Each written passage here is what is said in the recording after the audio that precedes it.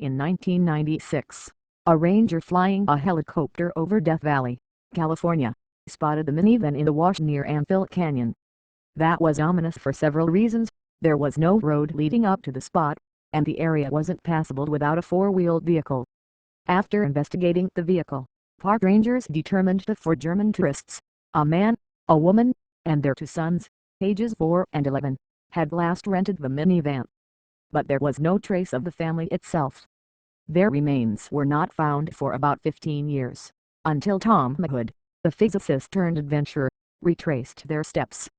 As he recounts on his website, a series of reasonable mistakes, such as misreading the steepness of a canyon descent and being led astray by culturally confusing map landmarks, likely led to the decisions that ended in them separating, then dying in the scorching desert heat.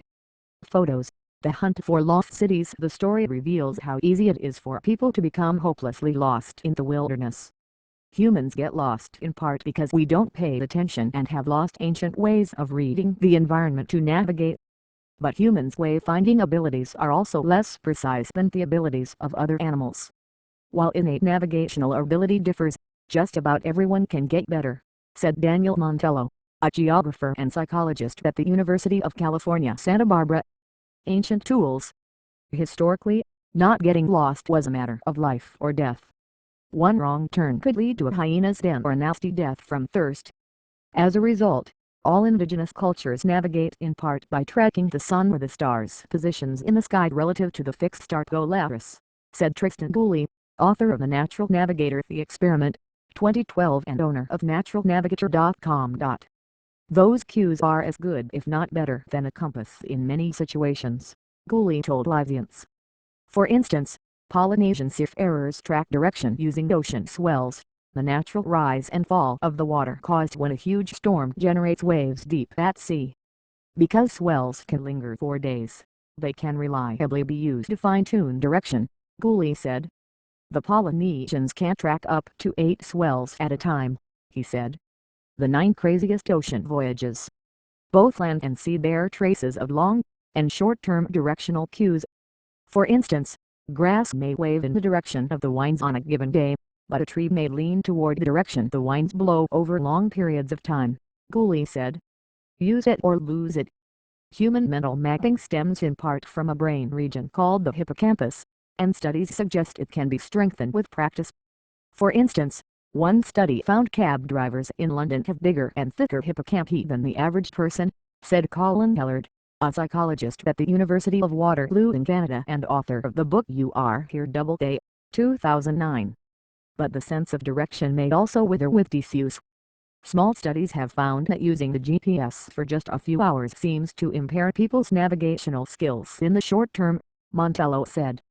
Many people get lost because they simply aren't paying attention, he added. Animal sense. It's also true that the human sense of direction is simply less precise than that of many animals. For instance, migratory birds can use internal magnetic compasses or sonar maps to create incredibly detailed mental maps. And many animals' sense of direction is instinctual and is genetically hardwired. In addition, humans have faulty internal senses of direction. For instance, several studies have found that people walk in circles when blindfolded or disoriented. For instance, in an unfamiliar, heavily forested area, Hellard said.